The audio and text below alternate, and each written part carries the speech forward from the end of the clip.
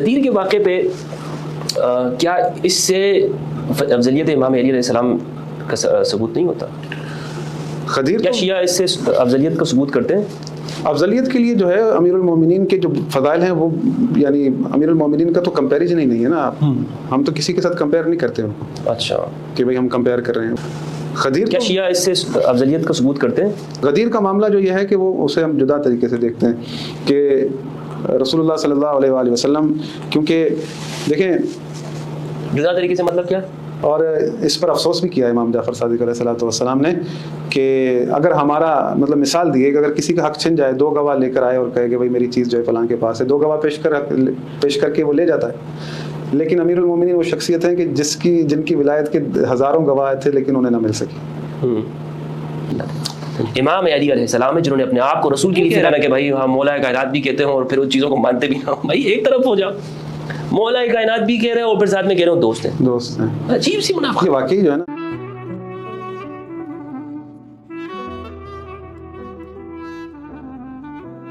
بسم اللہ الرحمن الرحیم، الحمدللہ رب العالمین والصلاة والسلام علی سید المرسلین وآلہ الطیبین الطاہرین المعصومین المظلومین. جو موضوع ہے وہ یہ ہے کہ افضلیت کا معیار قرآن مجید کی روشنی کے اندر. تو اس میں آپ نے افضلیت کے معیار قرآن مجید سے کچھ بتائے ہیں کہ پیرامیٹرز ہیں، مثال کے طور پر علم ہے، جہاد ہے، تقویٰ ہے. تو اس حوالے سے ہمیں بتائیے گا کہ آپ نے ایک بات اور بھی کی تھی کہ یہی لوگ صدیقین ہیں، سچے ہیں، صادق ہیں. تو ہمیں یہ کیسے معلوم ہوگا کہ یہ لوگ جن کے بارے میں آپ بتا رہے ہیں یعنی اہل البیت علیہ السلام قرآن کی روشنی میں کہ یہ لوگ سچے ہیں، کیسے ہم پہچانیں گے؟ دیکھیں جو اوصاف میں نے بتائے، پھر اللہ رب العالمین نے آخر میں مہر لگائی کہ یہی صدیق ہیں، اولئک الذین صدقوا واولئک هم المتقون، یہی متقی ہیں. اللہ رب العالمین فرماتا ہے سورہ توبہ کے اندر کہ یا ایھا الذین آمنوا اتقوا اللہ وکونوا مع الصادقین، اے لوگوں جو ایمان لائے ہو اللہ سے ڈرو اور سچوں کے ساتھ جڑ جاؤ. یہ آیت تو اگر آپ تفاسیر پڑھیں گے تو امیر المومنین علی علیہ السلام کے لیے اتری ہے.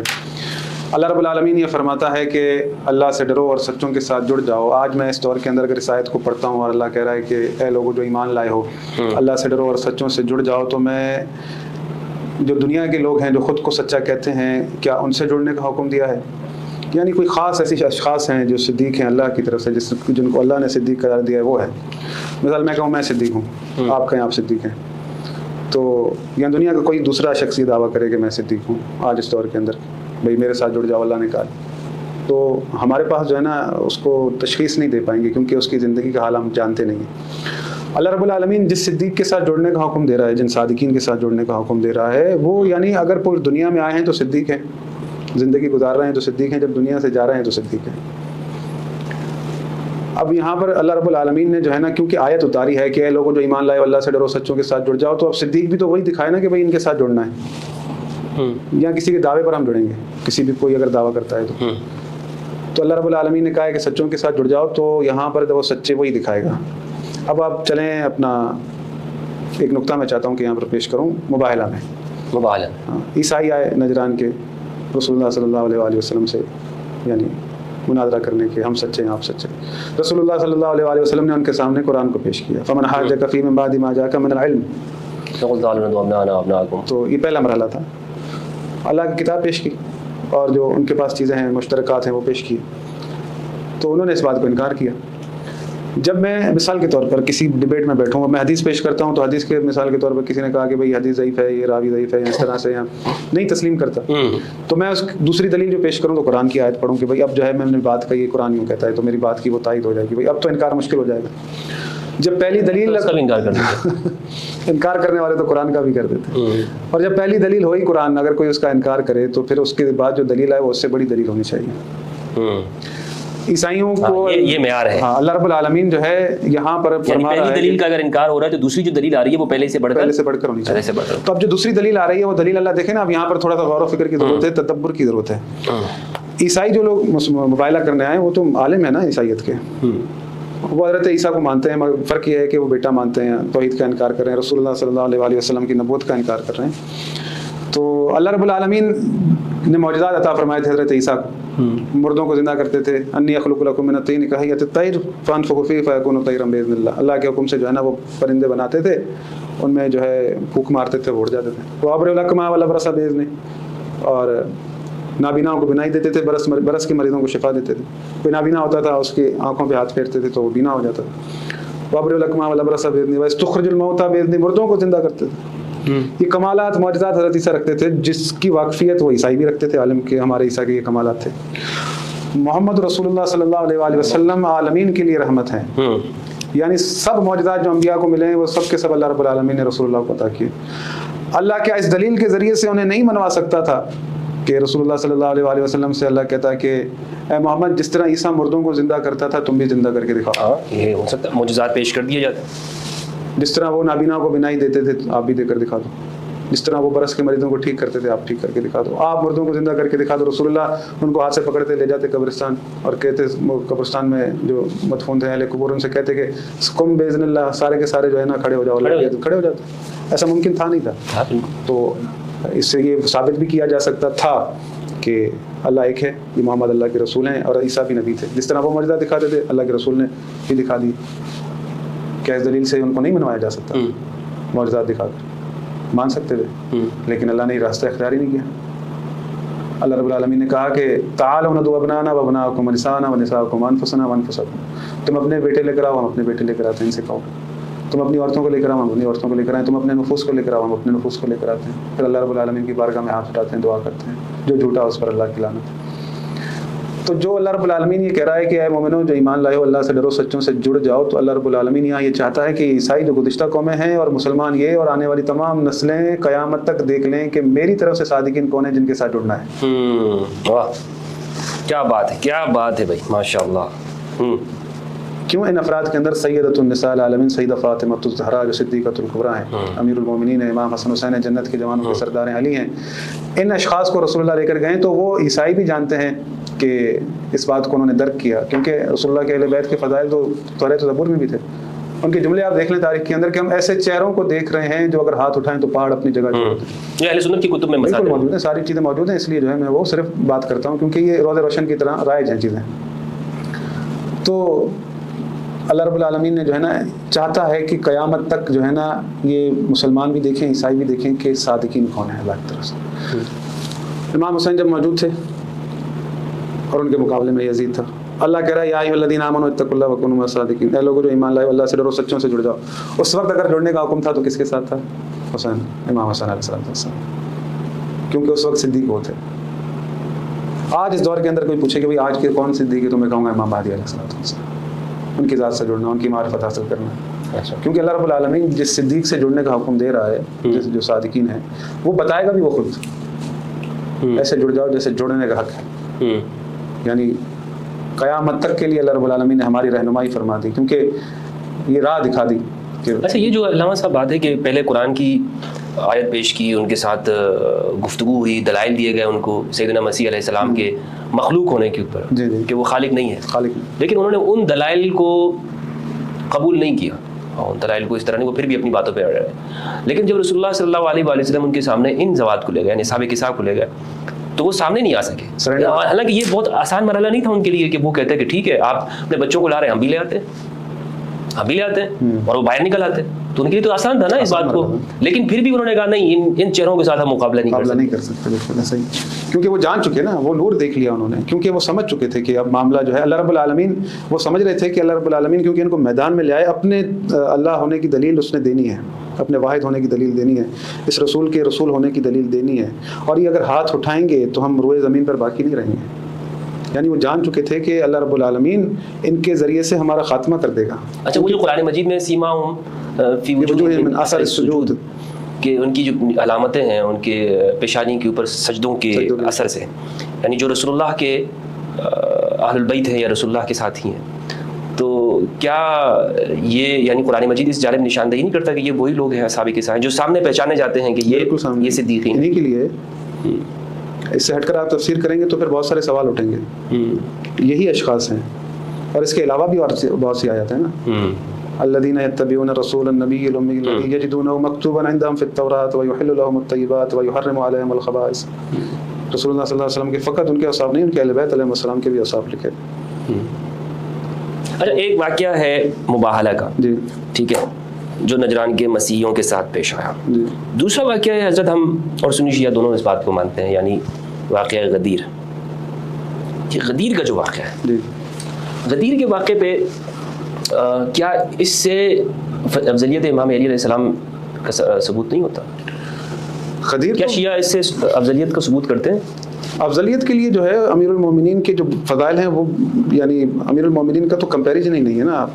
ہم تو کسی کے ساتھ کمپیئر نہیں کرتے ان کو. اچھا کہ بھئی ہم کمپیئر کر رہے ہیں. وہ تو مقصد بات ہوتی ہے تو ہم اس کا جواب دیتے ہیں, کیونکہ ہم جب جواب دیتے ہیں تو ہم قرآن کو سامنے رکھتے ہیں کہ میں نے جیسا کہ آپ کے سامنے میدان رکھا کہ بھئی اللہ رب العالمین یہ کہنا کہ جو جانتا ہے جو نہیں جانتا, در حقیقت برتری ہے کہ جاننے والے کی برتری ہے. افضل وہ ہے کہ جو جانتا ہے, جو جہاد میں ثابت قدم ہے وہ برتری حاصل اسے ہے, جو تقویٰ میں اوپر ہے برتری حاصل اسے ہے. تو یہ تمام تر چیزیں جو ہیں اس میں روز روشن کی طرح برتری امیر المومنین کو حاصل ہے.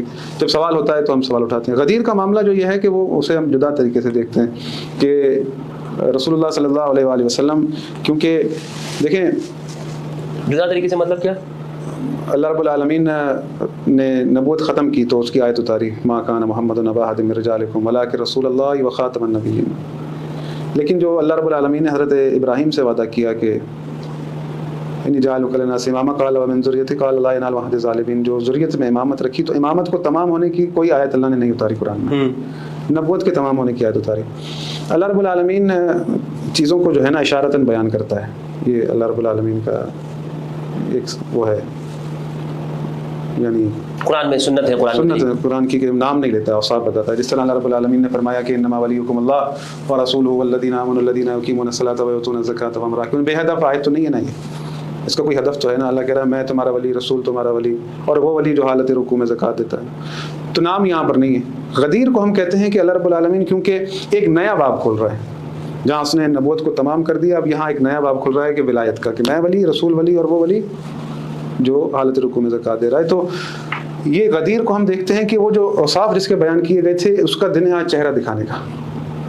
وہ دن ہے غدیر یعنی ہاتھ بلند کر کے دکھانے کا, کہ دین کو تمام کرنے کا. کہ اللہ رب العالمین فرماتا ہے کہ قد تبین الرشد من الغی, گمراہی اور ہدایت جدا ہو چکے. امیر المومنین علی علیہ السلام کو ممبر بنوا کر, کیونکہ اللہ رب العالمین نے اس قدر یعنی آیت جو ہے سخت میں نہیں کہہ رہا, مطلب وہ چیزوں کو واضح کرنے کے لیے اللہ رب العالمین نے اتاری ہے کہ یا ایھا الرسول بلغ ما انزل الیک من ربک وان لم تفعل فما بلغت رسالتہ. اے رسول اس چیز کی تبلیغ کریں جس کا آپ کو کہا گیا, اگر آپ نے نہیں کی تو آپ نے رسالت کا حق ادا نہ کیا. تو یہاں پر جب رسول اللہ صلی اللہ علیہ وآلہ وسلم نے یہ آیت اتری ہے, تمام تفاسیر آپ پڑھ لیں کہ کس کے لیے اتری ہے, اور غدیر کے حوالے سے شواہد موجود ہیں. رسول اللہ صلی اللہ علیہ وآلہ وسلم نے غدیر کے میدان میں ممبر بنوایا, ممبر بنوا کر خطبہ دیا ہے. خطبہ پڑھیں کتنا طویل خطبہ ہے.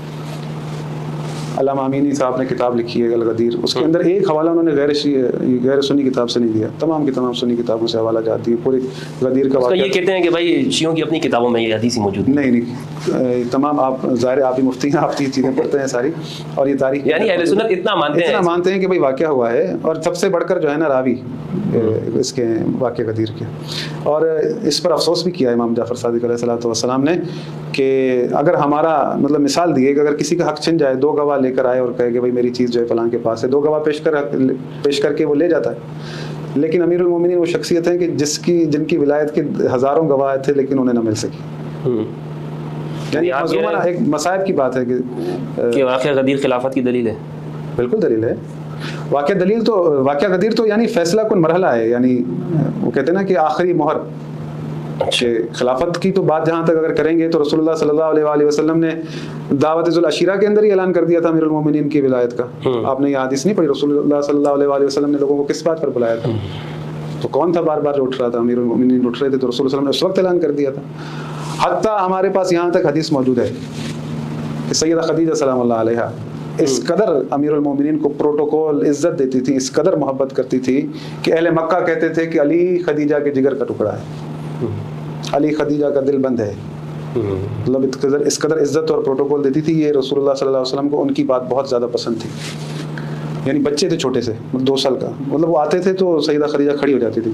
ایک دن رسول اللہ صلی اللہ علیہ وآلہ وسلم اپنے حجرے میں موجود تھے, سیدہ خدیجہ امیر المومنین سے لاڈ کر رہی تھی, بچے تھے. تو رسول اللہ صلی اللہ علیہ وآلہ وسلم نے بی بی خدیجہ سلام اللہ علیہ سے کہا کہ خدیجہ علی سے بہت محبت کرتی ہو. کہا میں اس سے کیوں محبت نہ کروں جس سے اللہ اور اس کا رسول محبت کرتا ہے.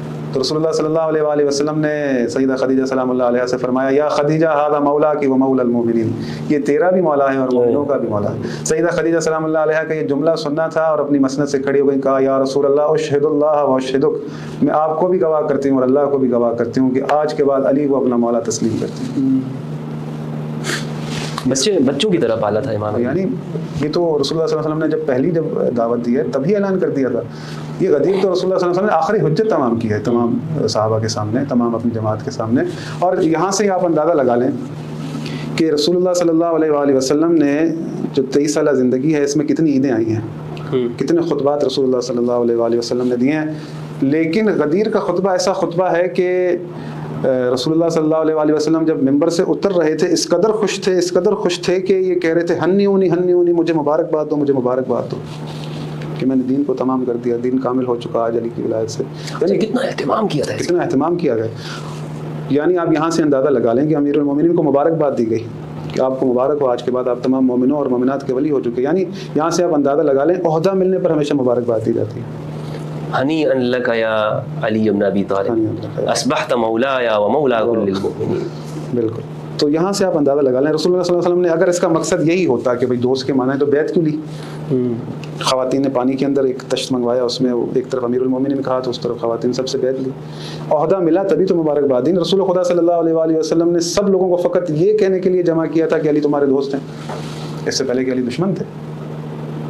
رسول اللہ صلی اللہ علیہ وآلہ وسلم یعنی ان کو یہ باور کرا رہے ہیں کہ النبی اولیٰ بالمؤمنین من انفسہم, کیا میں تم پر تمہاری جانوں سے زیادہ حق نہیں رکھتا؟ بھلا یا رسول اللہ کیوں نہیں رکھتے؟ جیسے میں تمہارا مولا ہوں ویسے علی مولا ہے. ہم تو سوچ بھی نہیں سکتے نا کہ رسول اللہ کو کہیں کہ رسول اللہ ہمارے دوست ہیں. یعنی یہ بات ہمارے ذہن میں آ ہی نہیں سکتی کہ ہم کہیں کہ رسول اللہ ہمارے دوست ہیں. رسول اللہ نے کہا ہے کہ بھائی جس کا میں مولا اس کا علی مولا. اب کوئی رسول اللہ کو دوست سمجھتا ہے وہ مولا علی کو دوست سمجھے, ہم رسول اللہ کو دوست سمجھتے نہیں, وہ ہمارے آقا و مولا ہیں. سمجھنے میں کیا خرابی ہے؟ اللہ کے رسول دوست کو آپ کہہ دیتے ہیں کہ بھائی نہیں مانتا تیری, لیکن آپ رسول کو نہیں کہہ سکتے. دوستوں کو ہم کہہ دیتے ہیں چلو, لیکن رسول ہیں وہ اللہ کے. اللہ فرماتا ہے کہ تم مومن بن ہی نہیں سکتے. فلا وربک لا یؤمنون حتی یحکموک فیما شجر بینہم ثم لا یجدوا فی انفسہم حرجا مما قضیت ویسلموا تسلیما. سلموا تسلیما کی جگہ پر آنا ہے, سمعنا واطعنا. وہ جو رسول اگر کہے کہ خود کو یعنی گرا دو سمندر میں تو ہم گرا دیں, بھائی اللہ کے رسول نے حکم دے رہے ہیں. اللہ. اچھا ایک روایت ہے, صحیح درجے کی روایت ہے, غالباً مصنف ابی شیبہ کے اندر ہے. یہ میں چاہتا ہوں کہ اس غدیر کے اندر آپ بہت خوبصورت ذکر چھڑا ہوا ہے, میرے الفاظ بھی اس کے اندر تاریخ کا حصہ بنے, میں بھی اپنا کچھ حصہ ڈال دوں. ابو ایوب انصاری رضی اللہ تعالیٰ عنہ امام علی علیہ السلام کے پاس آئے. امام علی اپنے اصحاب کے ساتھ جانثاروں کے ساتھ بیٹھے ہوئے ہیں, اور ابو ایوب انصاری مدینہ سے تشریف لائے, اور ساتھ میں انصار کے لوگ تھے, عرب کے خاندانی لوگ تھے. جیسے ہی وہ آئے امام علی کے پاس تو کہا کہ السلام علیک یا مولایا. امام نے پوچھا کہ میں تمہارا مولا کیسے ہوں, تم تو عرب ہو, تم مجھے مولا کہہ رہے ہو, میں تمہارا مولا کیسے ہوں. یعنی امام اس جب انہوں نے کہا نا السلام علیکم یا مولا ہے, تو وہ اس کس معنوں میں کہہ رہے ہیں. لوگ پوچھتے ہیں نا کہ یہ اس کا یہ معنی ہے, اس میں 25 ہیں, اس کے 40 ہیں, اس کے 50 معنی آتے ہیں, ڈکشنری کہو تو. جب صحابی نے کہا ابو ایوب انصاری رضی اللہ عنہ السلام علیکم یا مولا, اور امام نے کہا میں تمہارا مولا کیسے ہو سکتا ہوں, تم تو عربی لوگ ہو, یعنی عرب ہو, آزاد لوگ ہو. مطلب کیا ہے کہ انہوں نے کس معنوں میں استعمال کیا, ہمارے آقا, یعنی ہم تمہارے غلام ہیں, تم ہمارے سردار ہو, ہم غلام ہیں تمہارے. غلام کی کوئی مرضی نہیں ہوتی ہے, غلام کی کوئی مرضی نہیں ہے. غلام بکا ہوا ہے, اس کی جان مال اس کا جو بھی ہے وہ مالک آقا ہی اس کے اوپر ہے. تو کہا کہ میں تمہارا کیسے مولا ہو سکتا ہوں, تم آزاد ہو. کہا یا امیر المومنین, ہم حاضر تھے کہ جب اب آپ کا ہاتھ رسول اللہ نے بلند کرتے ہوئے کہا تھا من کنت مولاہ فہذا علی مولاہ اللہم والی من والا وعدم. امام علی مسکرا دیے. امام علی جانتے تھے کہ اس نے مجھے جو کہا ہے کس معنوں میں, لیکن تصدیق کرانا چاہتے تھے کہ ہاں یہ مولا کا معنی کیا ہے یہاں پہ حقیقت میں. میں تمہارا آقا ہوں, تم غلام ہو. غلام تم, یعنی یہ سب صحابہ سے رسول نے کہا ہے, یہ سارے جتنے بھی سامنے صحابہ تھے. علی کو اس طرح مانو گے آقا بن کر تو تمہاری نجات ہوگی. یہ دوست ووست کا معنی سارے فراڈ ان لوگوں نے ڈرامے بازیاں کی ہیں اس امت کے ساتھ. یہ اس کا معنی دوست ہے, اس کا معنی یہ ہے. آپ نے بالکل صحیح حقیقت بتائی, دوست کو تو کچھ بھی کہا جا سکتا ہے. یہ سارے ان فرقہ پرستوں نے ڈرامے بازیاں کی ہیں کہ امام علی علیہ السلام کو ان کے اصل جو مقام ہے اس پہ پڑھتا, کیونکہ معلوم ہے نا کہ کس نے پھر اس مولا کو انکار کیا ہے. جو اصل حق ہے اس موقع پر تو سب نے اقرار کیا, لیکن امام علی علیہ السلام گواہی دلواتے تھے, کھڑے ہو جاؤ, کون موجود تھا اس میں. کوفہ کے اندر خطبہ دیا اور آپ نے فرمایا کہ کون کون تھا, تو 12 بدری صحابہ کرام کھڑے ہوئے تھے اور انہوں نے گواہی دی تھی. بالکل صحیح روایت شواہد موجود ہیں, صحیح روایت کے ساتھ موجود ہے. حتیٰ شورا جو بنی تھی اس کے سامنے امیر المومنین نے یہ تمام چیزیں رکھی تھی. جی وقت یاد دلایا تھا ساری چیزیں, اس میں کوئی شک ہی نہیں ہے. امیر المومنین جیسی شخصیت مظلوم ہے حضرت. اور ایک چیز اور یہ بھی دلالت رکھتی ہے اس بات کی کہ ایک شخص نے کہا کہ اعتراض کیا کہ آپ نے کہا اللہ ایک ہے ہم نے مانا, پھر آپ نے کہا میں اللہ کا رسول ہم نے مانا, اب علی کو ہم پر مسلط کر رہے ہیں. تو وہ سمجھ گیا تھا اس کا یہ اعتراض کرنا کہ مولا کی منع دوست نہیں ہے, دوست ہوتا تو وہ ٹینشن میں نہ ہوتا. تو وہ سمجھ گیا کہ مولا کی منع حاکمیت ہے, ولایت ہے, وہی تصرف ہے, تبھی تو اعتراض کر رہا ہے. تو اللہ کے رسول نے کہا کہ میں تو وہی کرتا ہوں جو مجھے اللہ کہتا ہے. تو انہوں نے کہا کہ اگر ایسا ہے تو میں نہیں مانتا. سال سائل بعذاب واقع, تو اس نے عذاب مانگا تو ایک پتھر. یہ بھی تاریخ اہل سنت بھی لکھتی ہے اس کو. اچھا, یہ بھی موجود ہے. حضرت طلحہ بن عبید اللہ جو ہیں, جن کا نام عشرہ مبشرہ میں آتا ہے اہل سنت میں, جی مستدرک الحاکم کے اندر یہ روایت موجود ہے اور یہ صحیح سند کے ساتھ ہے. جب جمل کے اندر یہ امام علی کے مقابلے کے لیے آئے تو امام علی علیہ السلام نے ان پر حجت تمام کرنے کے لیے ان کو بلایا, طلحہ بن عبید اللہ کو, زبیر بن العوام رضی اللہ تعالیٰ عنہما ان کو. تو طلحہ سے کہا کہ طلحہ تم کیوں میرے خلاف جنگ کے لیے آئے ہو, کیوں لڑ رہے ہو مجھ سے؟ طلحہ نے کہا کہ ہم قصاص عثمان مانگنا چاہتے ہیں آپ سے. تو امام علی نے پوچھا کہ کیا طلحہ تم اس موقع پہ موجود نہیں تھے غدیر کے مقام پہ, جب رسول اللہ نے فرمایا تھا کہ الست اولی بالمؤمنین من انفسہم؟ تم سب نے اقرار کیا تھا, میرے حق کا اقرار کیا تھا, من کنت مولا فہذا علی مولا, تم نے اقرار کیا تھا. کہا ہاں علی میں موجود تھا, میں گواہی دیتا ہوں کہ میں اس موقع پہ موجود تھا. فرمایا پھر طلحہ پہ مجھ سے کیوں لڑتے ہو؟ تو جب یہ بات سنی طلحہ بن عبید اللہ رضی اللہ عنہ نے, طلحہ نے, تو وہ واپس ہو گئے اور وہ جا کے لشکر میں جا کے بیٹھ گئے. قتال چھوڑ دیا تھا انہوں نے, کیونکہ وہ سمجھ گئے کہ مولا کا معنی وہ ہے جس سے اختلاف نہیں ہو سکتا. بالکل, مولا کا معنی وہ ہے کہ جس کے سامنے گردن جھک جائے گی, جس کے سامنے ہم بک گئے. ان اللہ اشترى من المؤمنین انفسهم واموالهم بان لهم الجنہ, مومنوں سے اللہ نے ان کی جان, ان کے مال, ان کے نفسوں کو خرید لیا کیونکہ ان کے لیے جنت ہے. امام علی علیہ السلام ہے جنہوں نے اپنے آپ کو رسول کے لیے فدا کر دیا ہجرت کی رات میں, شیب ابی طالب کے ایام کے اندر. زندگی ہر لمحہ علی کی زندگی نبی کے لیے قربان ہو رہی ہے. صرف یہ نہیں کہ بدر میں اپنے آپ کو قربانی دی اپنی تلوار کے ذریعے سے, خندق میں تلوار کے ذریعے قربانی دی, نہیں, رسول کے لیے ڈھال ہے, رسول کا ہاتھ ہے علی, رسول کی زبان ہے علی, ان کی جان ہے. مجھے فرمایا نا کہ نفس رسول, وہ میں اس کو اس معنوں میں دیکھتا ہوں کہ جیسے ہم کہتے ہیں نا یہ میری جان ہے, فرط محبت کے اندر, شدت محبت کے اندر, یعنی اس کے لیے کوئی لفظ نہیں ملتے ہیں ہمیں. محبت لازمی بات ہے, فطرت ہے, جنہوں نے محبت کی ہوئی ہوگی وہ میرے لفظوں کو جذبات کے ساتھ سمجھ سکتے ہیں. کہ جب ہم کہنا چاہتے ہیں بھائی اس کے لیے میرا سب کچھ قربان ہے, ہم کہتے ہیں کیا کہتے ہیں یار تو میری جان, یہ میری جان ہے. علی نبی کی جان ہے. تو ہر موقع پر علامہ صاحب انہوں نے جو مولا کا معنی ہے نا, یہ میں نے لوگوں سے کہا ہے کہ ہم اہل سنت کو چاہیے کہ ہم شیعہ نفرت کے اندر ہم اس چیز کے اوپر نہ ہیں. یعنی شیعہ سے صرف ہم نفرت کر رہے ہیں اور ہم کہیں نہیں بھائی اگر اس کو, کیونکہ ہمارے جتنے بھی علماء ہیں نا, حتیٰ کہ شیخ البانی نے اس کو لکھا ہے کہ یہ صحیح روایت ہے. سب نے, یہ من کنت مولا کو ابن تیمیہ تک نے بھی صحیح کہا ہے. سب کہتے ہیں کہ یہ صحیح ہے, یہ صحیح ہے, لیکن پھر نیچے جو تشریح کرتے ہیں نا کہ اس سے خلافت ثابت نہیں ہوتی. ارے بھائی خلافت کو سائڈ میں رکھو, کم از کم اسٹیٹس تو سمجھیں, مولا تو کہہ دو نا. ہمارے جو اہل سنت ہیں, میں نے نہیں سنا کبھی کہ وہ کہتے ہو مولا علی, مولا. اچھا جو مولا کائنات کہتے ہیں, یہ بھی ایک بڑے عجیب سا ایک لمحہ ہے حضرت. مولا کائنات لفظوں کے اندر کہہ رہے ہوتے ہیں, یعنی کائنات کا مولا کیا مطلب ہے؟ سوچنے کی بات ہے. دوست, کائنات کا دوست, کائنات کا مالک بھائی, کائنات کا مالک. اچھا یہ اس جملے پہ غور کریں نا, مولا کائنات کہہ رہے ہیں, تو اس جملے پہ اگر غور کریں تو ساری چیزیں واضح ہیں. جب آپ کائنات کا کوئی دوست نہیں ہوتا, بڑا اچھا آپ نے جملہ کہا, وہ کائنات میں پھر سب چیز آ گئی, زمین و آسمان آ گئے, انبیاء آ گئے, سب کچھ آ گئے, آپ سب کہہ رہے ہیں. تو رسول اللہ صلی اللہ علیہ وآلہ وسلم پہلے تو اپنا اسٹیٹس منوا رہے ہیں, یا تو یہ مولا کائنات نہ کہیں, یہ مولا کائنات جو لوگ بول رہے ہیں نا, جھوٹ بولتے ہیں, یہ ادھر زبان سے ہے. ایسا ہی جس طرح خوارج کے بارے میں ہے نا کہ یہ قرآن پڑھیں گے لیکن وہ ان کے حق سے نیچے نہیں اترے گا. یہ بالکل اسی طرح ہے کہ یہ اللہ اللہ کرتے ہیں, ان کے سینوں میں نہیں اترا ہوا. یہ علی مولا کائنات کہتے ہیں لیکن یہ دل سے نہیں مانتے, یہ زبان کے اوپر ہے, زبان کے اوپر ہے. حالانکہ دیکھیں, اور یہ بھی صرف وابیوں کو چڑھانے کے لیے بولتے ہیں. ہاں